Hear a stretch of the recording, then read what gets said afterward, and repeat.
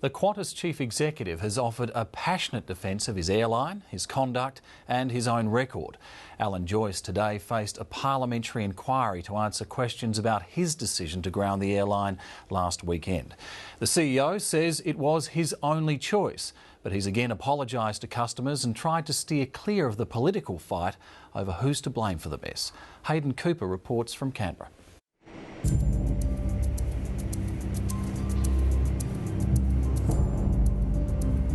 I'm not running away from this. I'm absolutely here talking about the decision I've made, why I've made the decision, why I feel passionate about the decision I've made.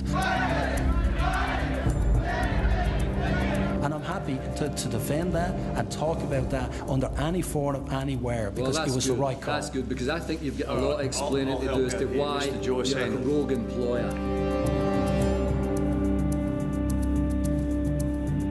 Pretty angry? Yeah, pretty angry. At Parliament House, Alan Joyce is a hero to some, but a villain to many others.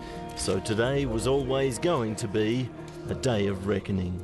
Because this is one of the biggest calls that have been made by corporate Australia to actually destroy parts of the economy to get your way. But you're very obscure and devious about the fact that you're aiming at a lockout. Sorry, Senator, I think that's absolutely inappropriate to say. We were very clear on our approach all the way through.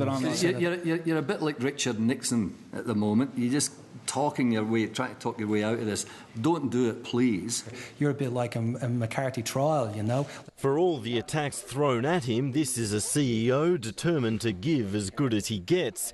Alan Joyce is unmoved by the criticism of his actions last weekend. He told his inquisitors he had no other choice. That was the last resort, and it will always be the last resort. Grounding an airline like Qantas is a huge decision, and it's a decision done because we had nowhere else to go.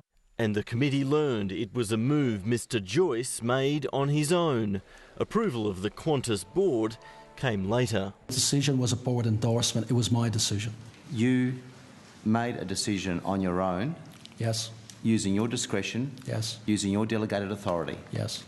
So for a momentous decision to ground the entire fleet, yep, to stand down 27,000 or 27,000 employees, that was all on your head? That was my decision, absolutely. When did the Leader of the Opposition know?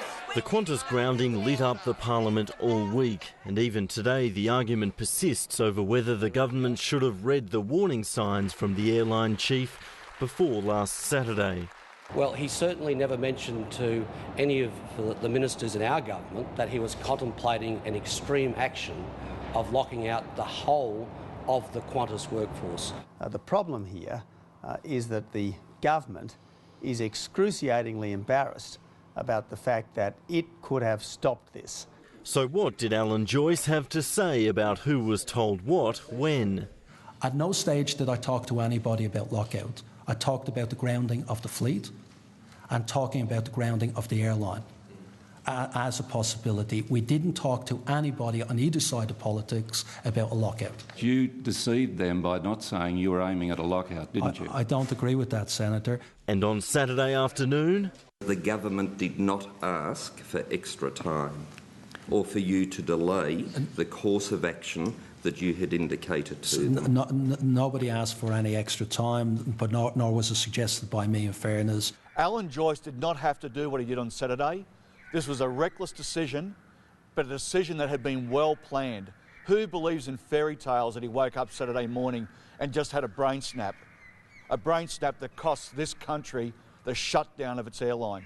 The CEO does have one regret. Qantas kept selling tickets for 3.5 hours after the grounding was announced.